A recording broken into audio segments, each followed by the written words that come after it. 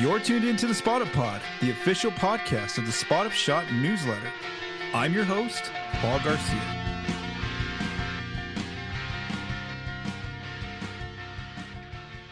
Good Monday morning. Welcome back to another episode of the Spot Up Pod. Okay, so it's been about a week since I last recorded a episode of the Spot Up Pod, and the San Antonio Spurs have completed some regular season games. So the Spurs have completed 2 games so far to begin the season. They played on Thursday in Dallas, where they lost by 11 points. I'll get into that game in a bit. And then they played on Saturday in San Antonio for their home opener, and they defeated the Houston Rockets in that game by 3 points. So let's go ahead and dive into a quick cap of these 2 regular season games to begin the season for San Antonio. So let's first go back to Dallas. So on Thursday, the Spurs are opening the season at Dallas. This game was pretty close in the first half. The Spurs basically kept like a 2-point lead at the final 3 minutes of the first quarter and the second quarter, and then they went into halftime with the 2-point lead. But then things kind of got away from them in the second half. Dallas put a lot more ball pressure on them, especially inbounding the ball.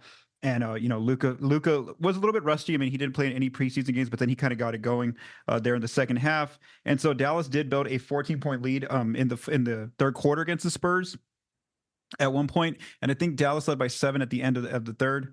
And then from there, it was the fourth that the game really got away from San Antonio, where, the Spurs just started sending 2 players toward the ball, against like Luka, against Kyrie, and they really had a tough time with their communication and kind of rotations. And so the Mavs were getting, good 3-point looks out there on the arc, especially Klay Thompson, one of the new additions to Dallas. And so basically the lead really ballooned, and the Spurs started turning it over as well in the second half. And so basically Dallas led by as many as 21 points in this game in the fourth quarter. And so by the 6-minute mark, Coach Pop basically, said that was it for the night for the starters. And so he pulled out all of the starters at the 6-minute mark, and basically the bench players played the remainder of the game. And the Spurs, the bench players actually fought back a little bit. They got it to just an 11-point loss, but still, we knew that game was pretty much over in the second half. So the Spurs showed that against Dallas, at least in the first game, they had some trouble there in Dallas. And again, who is it? One of the players said that it was Chris Paul, I believe. Chris Paul mentioned that was early, at least the fact that the Spurs fought early in that game, that was pretty good for them, considering that Dallas is the defending Western Conference champion that went to the finals last year.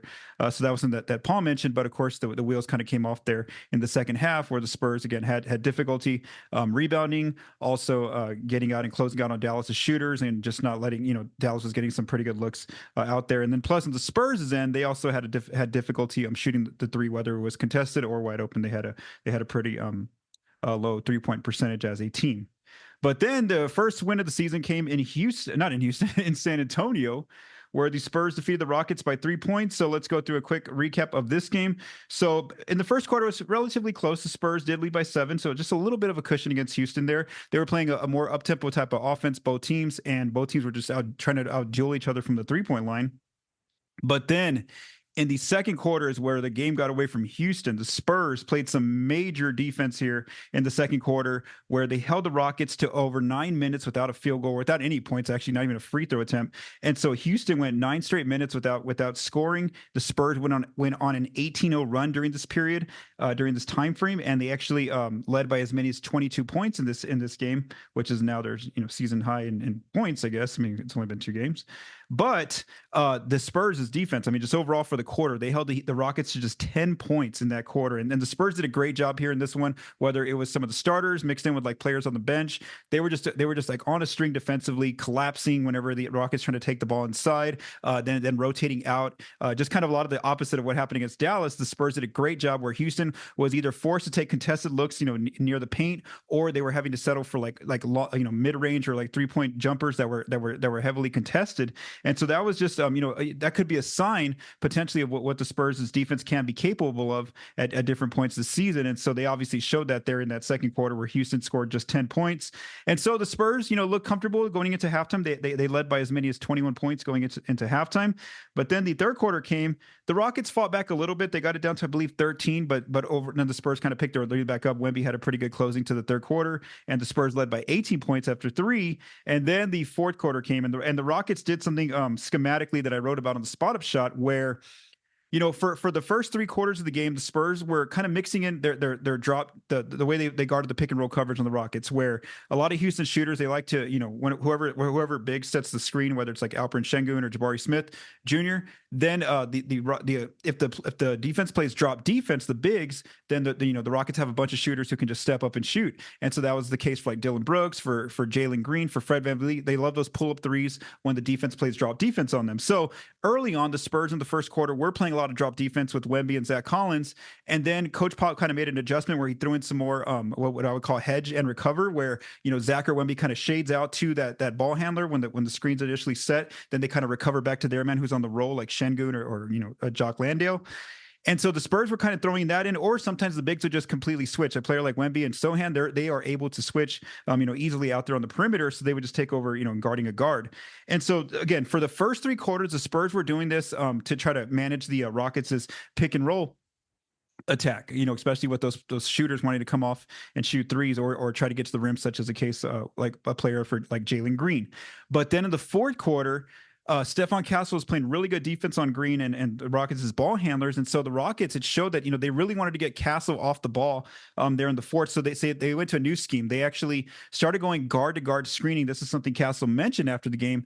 And so what was happening here was that Jalen Green was the player mainly attacking the Spurs' defense inside.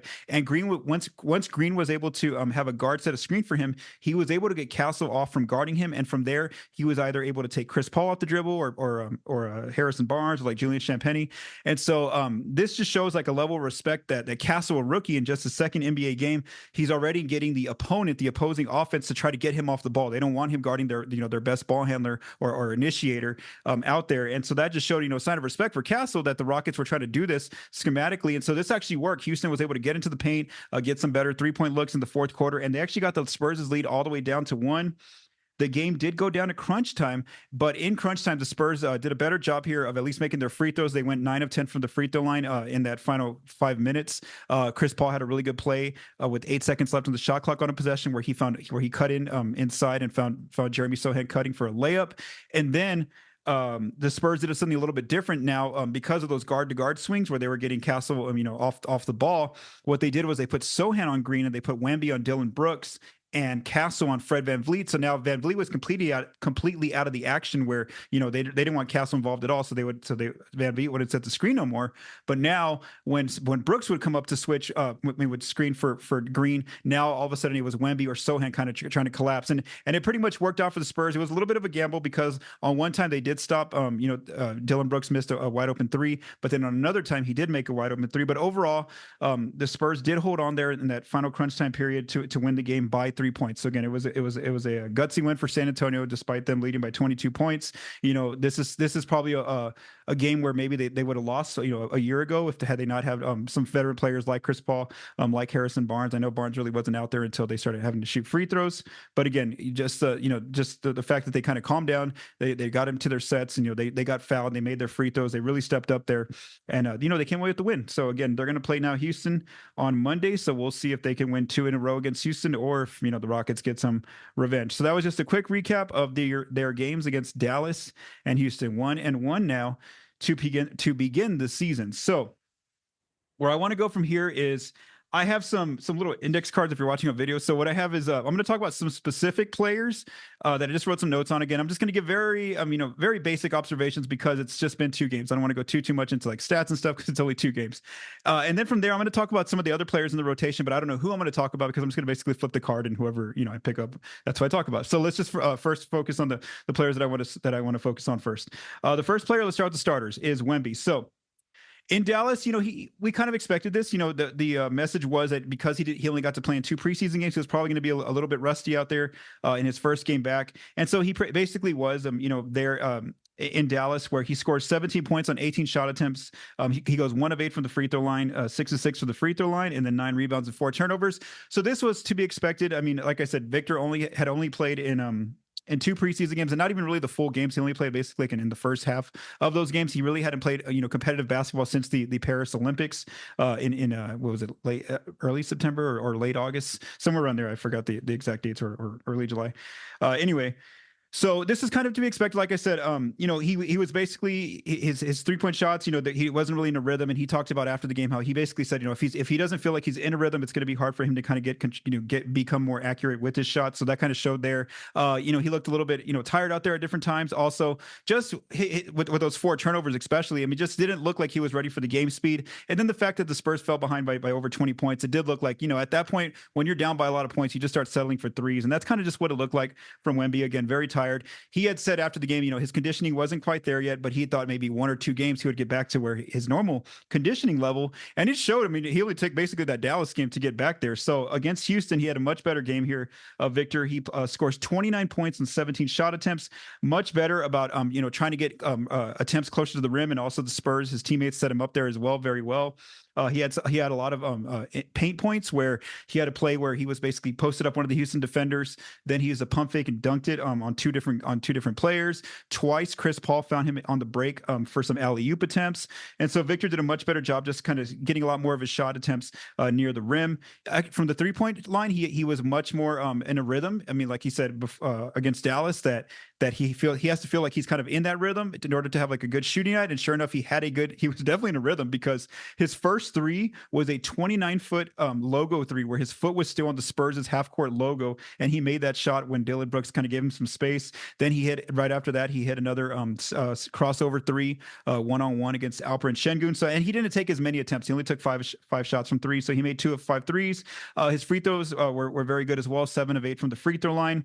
He was able to draw free throws in crunch time, and so he went I think it was 4 of 4, 2 of 2 in crunch time. Also has 7 rebounds, 3 turnovers, and then 3 blocks. 2 of them specifically on Şengün when it looked like Şengün kind of tried to throw his body into Wemby. Wemby didn't let that happen. He absorbed that contact, and then he was able to get 2 blocks on Şengün. And then on another block, Cam Whitmore tried to put up a very high layup against Wemby, and nope, he swatted it before it could hit the backboard. So again, Wemby, obviously a rusty game against Dallas, but then he looked much better in that second game against Houston. Next player I want to talk about from the starting lineup is Jeremy Sochan. So against Dallas, he scores 18 points on 11 shots, 5 of 7 from the free throw line, 6 rebounds and 4 turnovers. And then against Houston, 17 points on 14 shots, 5 shot attempts, 12 rebounds, a double-double, 3 assists, 3 turnovers, and 2 steals. So just what I want to say about Sochan is that he's kind of carried over what he was doing in the preseason, where now that he doesn't have to be the starting point guard for this team like the Spurs had him have that role last year to begin the season. He's just more comfortable playing his more natural role of power forward, more so as a secondary playmaker, where maybe the initial set, whatever the Spurs run, it doesn't really happen. So then he takes over the secondary action, whether he's cutting off the ball, maybe he sets a pick and rolls and scores at the rim. Maybe there was a good play against Houston where he set a pick, he rolls, and he gets Fred VanVleet on him under the rim. Zach Collins sees that, and so Zach Collins throws him a nice high-low, and he finishes the layup. He's scoring out on the break. So again, Sochan's really making the most of his opportunity of staying near the rim and getting very efficient shots where a lot of his points are coming from the paint, and that's a very efficient area to shoot from. Obviously, defenses are still testing his 3-point shot, especially Dallas did that, a lot, where Daniel Gafford or Derek Lively, they would be guarding Sochan, and they leave him completely wide open from 3, and that would give a second body in the paint to Wemby. So that's obviously going to be a work in progress for him. But again, he's making the most of his opportunity in terms of like staying in the dunker spot or just cutting off ball, crashing the offensive glass. He's just doing a lot of things like that. And then defensively, of course, he's really good, where he's almost like I wrote about him, I called him like a Swiss Army knife, where he can play, out of the perimeter, inside. He's able to switch different positions and get, anticipate for steals. He did a lot of that. And we saw, his versatility defensively, where against Dallas, his primary matchup was Luka. And obviously Luka had, does what he does to everyone. So Luka just, it's hard to stop Luka. But then against Houston, he was more so playing more of the bigs, and he was able to switch. And even, like I said, Coach Pop, in those final few minutes when that guard-to-guard pick and roll, one of the things he did was he actually put Sochan on Jalen Green. So again, that just shows his versatility out there, and he's already off to a good start here. Just 2 games of the season. Again, just being more effective out there, especially offensively, even though, he's not one of the go-to scorers, he's able to just rack up points, especially in the paint, just by just kind of being an outlet where players can pass out to him once they kind of draw in 2 defenders. And then one thing I wanted to say about his free throw form, because did I write on his free throws? Yeah. So he goes 5 of 7 from the free throw line against Dallas, and then I didn't write down the one against Houston. I don't even know if he went to the line. Anyway, what's important there is that he did go back to the one-handed free throw form. So we did see in the preseason he was shooting with two hands. Now he's back to that one-handed free throw form. Before shoot around of one of the games, he had mentioned that he went back to the one-handed form just because he said overall when it's game time, he just felt more comfortable with that form. And he says that according to the data that he's seen, he shoots about 80% as a one-handed free throw shooter. So he did go back to that, and that looks like that's the area where he's going to stay with the one-handed free throw. All right, let's see who I'm going to talk about next from the starting lineup. Again, I don't know because I'm mixing up these cards here. Let's see. Here we go. All right, Harrison Barnes. Okay, so Barnes has played about 28 minutes as a starter. He's starting at the wing there on the small forward position. So against Dallas, he scores 17 points on 10 shot attempts, 2 of 5 from three-point range, and 4 rebounds. And then against Houston, he ends up with 11 points on 6 shot attempts, and 2 of 3 from 3 as well, and 3 rebounds. So just what I'll say about Barnes is that, if you watched him in the preseason, you did see that, he was struggling a bit with his shot, but he specifically said he wasn't paying attention to preseason numbers at all. Like, he kind of knew once the season starts what to expect. And so he didn't really want to look at that data or just talk about his shooting in the preseason at all. Sure enough, look at that. He's been pretty efficient to start the year already with at least 2 games in, where he's scoring double figures over both games. I would just say about Barnes, you just see kind of what he did with the Kings the last few years, where he's more so on offense. He's a read and react player, where he's gonna, he's not gonna deliberately where the Spurs give him the ball and say, hey, go get us some points.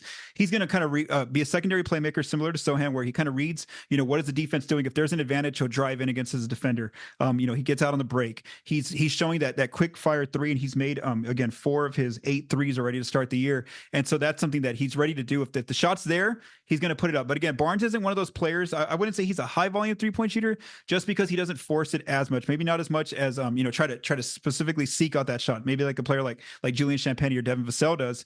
Barnes doesn't do that. He kind of plays within the offense. He waits to see if there's a good shot there. If the three's there, he's going to take it. But again, so again, that's kind of what you've seen from Barnes. And then of course defensively, he's out there, able to play on the wing. I think that it showed his presence as well in that second quarter against the Rockets, when he was kind of just able to switch, whether out on the perimeter or interior. And so he was part of that group that helped Houston to 10 points in the second quarter. So Barnes is off to a pretty good start here as well to start through 2 games.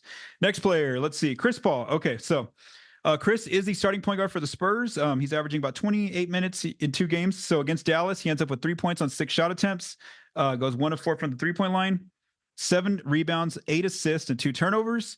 And then against Houston, he ends up with 3 points on 3 shot attempts, 9 assists, and 4 turnovers. So right now, early on, we are seeing that, again, he's not really trying to be as aggressive offensively in terms of trying to score the basketball. And that was something we also saw with the Warriors last year. So what he's trying to do is more so run the offense, kind of get the players good shots, especially try to make that connection. Wemby, he got 1 alley-oop against Dallas with Wemby, and then he got 2 against Houston.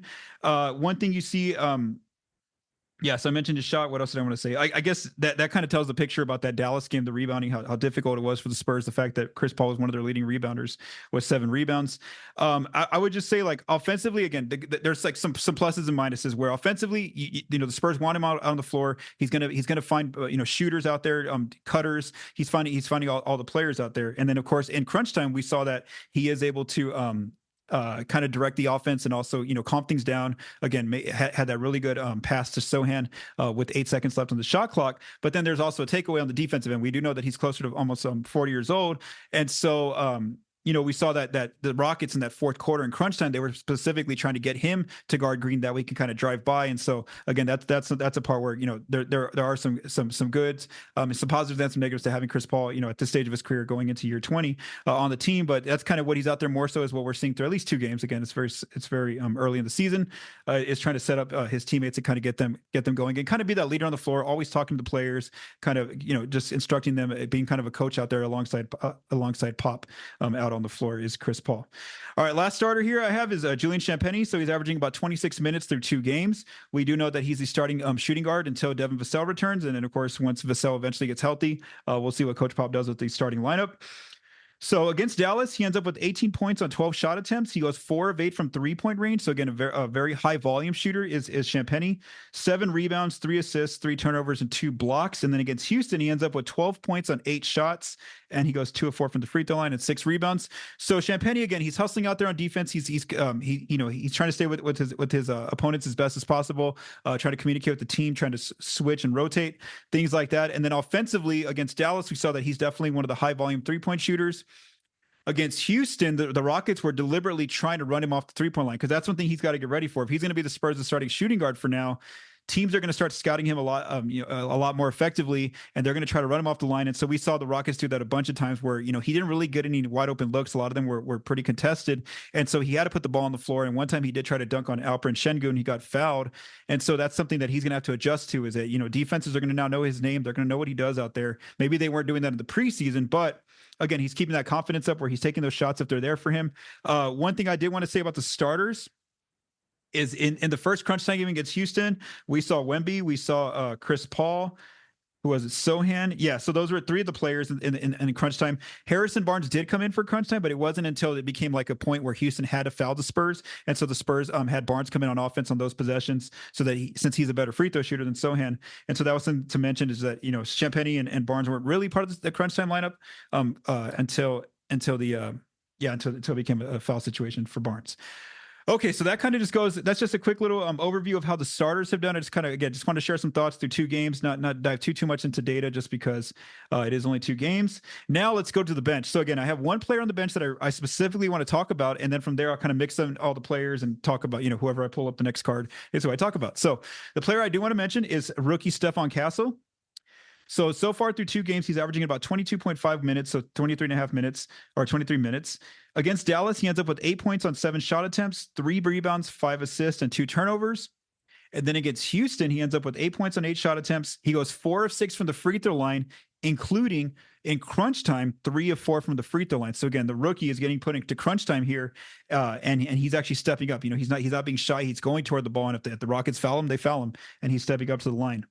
He also had 3 assists and 3 turnovers against Houston in that game. So what I want to say about him is that defensively, we already saw in that first game against Dallas, something I anticipated that I wrote about was that I thought for sure he would get some minutes guarding Kyrie Irving, and sure enough, he did get his chance at guarding Kyrie Irving. But then, even more surprising was that Coach Pop actually had him guarding Luka multiple times as well. And so there was some give and take where some possessions he was able to body up Luka and kind of stay with him a little bit, but then other possessions, of course, Luka can do this to anyone, where he can kind of get away and draw fouls and make shots against any defender out there in the league. That's why he's one of the favorites to be MVP this year. So again, Castle got a shot this in that first game, at least of guarding some elite players on the offensive end. And then against Houston, what I really want to fast forward to is the fact that the Spurs needed him in the game in crunch time. I mean, they had to have him on the game because of his on-ball defense. And so that he said that's a credit to his defense after the game. The fact that that this team with some veterans and some players who have been on the team for multiple years, they already had him in the final 5 minutes. And again, it's because of his on-ball defense that he's known for. And again, it was major respect to him, the fact that the Rockets were trying to do anything they could to get him off guarding Jalen Green. I mean, that just shows that he, amongst other organizations, I mean, he's already making an impact in terms of how they're scouting him and knowing that, wow, like in the final few minutes of these games, he's already absorbing, he's already known for his defense out there, making it tough on the opponent. And so I would just say too, like defensively, he's already showing major strides out there, anticipating getting some steals, getting involved, doing a great job absorbing contact. And then offensively, he's kind of where, again, he's going to be known for his his outside shots. Going to have to be a development for him, where it's not really a shot that defenses are going to pay attention, that are going to guard as seriously. So again, his offense will kind of come along. One thing he's been doing a pretty good job of is when he drives the ball. He had a crafty layup where he kind of faked a pass to I think it was Sochan on a pick and roll, and then he ends up finishing the layup. So again, through 2 games, I mean, Castle's getting minutes, and again, he's one of the Spurs' best on-ball defenders. So the Spurs need to have him out there in those final few minutes of a game. All right, so now I'm going to continue with the bench, with the rotation, the second unit. And so let's see who I draw here on this first card. It is Blake Wesley. Okay, so I'm not going to spend too much time on Wesley in Dallas. So he's averaging 7.5 minutes so far through 2 games. So in Dallas, yes, he was part of the 10-man rotation, but he only played 3 minutes in the first half. Then when the game was pretty much a blowout at a 21-point lead for Dallas, that's when Coach Pop kind of let him play out the rest of the fourth quarter. So again, I won't spend too much time on his play in Dallas, but against Houston, he got more minutes because the Spurs did have an injury that I'm going to talk about here in a little bit whenever I get to the card regarding Trey Jones. So against Houston, he got more minutes. He ends up scoring 2 points on 3 shots. Again, you're not looking for a lot of offense from Wesley, and then 1 rebound and 2 assists. I would just say that his energy, his hustle is kind of what he's doing out there. He may not come up with the steal, but he's getting, he's providing that all ball defense, that kind of energy. So again, he's going to get minutes here while Trey Jones is out for a few weeks. So he was, he's been a player who's been getting some minutes there off the bench as Blake Wesley. The next player, let's see who I draw here, is Trey Jones. Look at that right there. Okay, so Jones played about 16 minutes in the opening tip off. Then he actually got hurt though. The team announced, so he's actually has a right ankle sprain that he's dealing with. And so Coach Pop, before the Houston game, he basically said that Trey's expected to be out. He said a few weeks, but he said he hopes it's maybe just 2 weeks at minimum. So again, the Spurs are going to be without Trey Jones for about 2 weeks most likely. And so what this means is Wesley, Castle, and now even Malachi Branham, those 3 players are going to have a shot to get more minutes in the backcourt. And so that's what's that's where I wanted to go with regarding Trey Jones, his injury situation. And so we know that in that Dallas game he was the backup point guard to Chris Paul. So that'll be his role this season. It looks like whenever he does get healthy and he returns to the lineup. Next player from the bench unit, let's talk about Malachi Branham. Okay, so Branham wasn't part of the 10-man rotation against Dallas. His only minutes came in garbage time once the Spurs were down by 21 points. So again, I won't focus too much there, but I want to talk about his play in the Houston game. He was a lot more effective on both ends. So he ends up scoring 7 points on 5 shot attempts. He collects 3 rebounds hustling on the glass, 2 assists to 2 turnovers, and then 2 blocks. And so one of those assists I want to talk about is a play where Castle got a steal. He throws a one-handed bounce pass to Malachi Branham out on the break. Branham takes 1 dribble and then throws a 2-handed dish to Keldon Johnson in the air, and Johnson slams home the alley-oop. So again, that was a pretty good pass by Castle, the kind of pass that he made. That's a very difficult pass, a one-handed bounce pass on the move. But then Branham too, his pass too is 2-handed pass to Keldon in the air, and then also his defense. Again, like I said, he was hustling out there. He 2 blocks for him. And again, that's an area that he said he worked on in the summer. We didn't see as much of it maybe in the preseason in the minutes he was out there, but he showed, at least in this game, he was hustling, getting some boards, and then 2 blocks. And then I would also say on the offensive end, just a lot faster in terms of his decision making. He's not really holding onto the ball too much. He's just attacking, whether he's going inside and getting against mid ranger or shooting a 3. So again, that's kind of what we saw from Branham. And like I said, he's gonna need him because he wasn't in the 10-man rotation against Dallas. He's gonna need to make the most of his minutes right now while Trey Jones is out, to show that whenever Jones does get healthy and Vassell, he's still deserving of minutes out there. Is Malachi Branham. Next player. Let's see. We're down to 2 cards here. Keldon Johnson. Okay, so Keldon's averaging about 27 minutes through 2 games. Against Dallas, had a pretty rough night here, 7 points on 9 shot attempts, 4 rebounds, 2 assists to 2 turnovers. And then against Houston, much better game, 16 points on 11 shot attempts and 5 of 6 from the free throw line, including 2 of 2 in crunch time from the free throw line, as well as crashing the boards with 8 rebounds. So what I want to say about Keldon is that he's back to a similar role as last season, where he's more so he's coming off the bench, and he's more so like one of those go-to players that the team's going to rely on for his scoring off the bench.